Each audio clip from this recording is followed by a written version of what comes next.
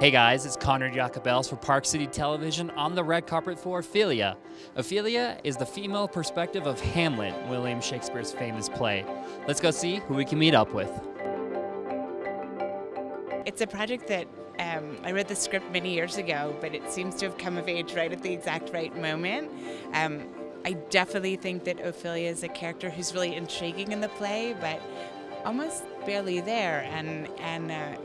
I adapted the script from a book by Lisa Klein called Ophelia, and it was a thrill to see that whole story come out and told from that perspective. Yeah, I think it was a bold idea. Lisa Klein, who wrote the novel, then it was adapted by Semi Chalice and then directed by the lovely Claire McCarthy. Very female-driven group right there to tell this female-driven story, and I just thought that was a really fantastically good modern way to reimagine this story. I mean, Hamlet is in there. There's a love story at the center of it, but it's really about the coming of age and the creating of her identity, and not being defined by anyone, really. She's really creating her own spirit. Hamlet is one of Shakespeare's most beloved plays, and really it's sublime, the things that he articulates in the story, and we wanted to be faithful to that, but also reinterpret that story and see it from a different access point through Ophelia's eyes. So it's really about thinking about what her experience would be as a sort of second status person within that realm. She's not highborn, she's a handmaiden, and she's privy to things that secrets and taboos that she wouldn't necessarily be able to talk about. So it's the access point of the drama is slightly different to the original, but we're still gleaning a lot from that, and hopefully it still has the passion and the themes of the original text, but experienced through the prism of her experience. Well, I think, an intention was to, I guess, contemporize the language a little, and to bring a fresh canvas. It's not historically accurate to Denmark.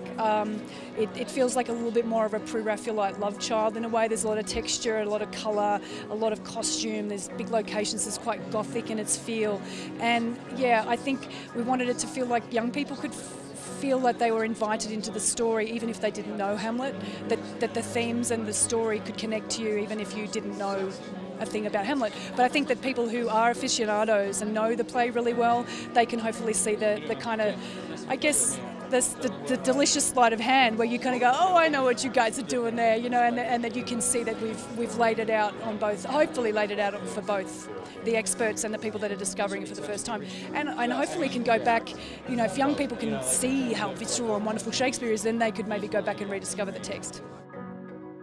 It's a different Hamlet. It's a different, obviously it's a completely different interpretation of the story based in that source material. So I think what was intriguing about this, it's a different text, it's a kind of our own formation of the language. It's a beautiful script that Semi Chalice has written, so it's a kind of hybrid form of language.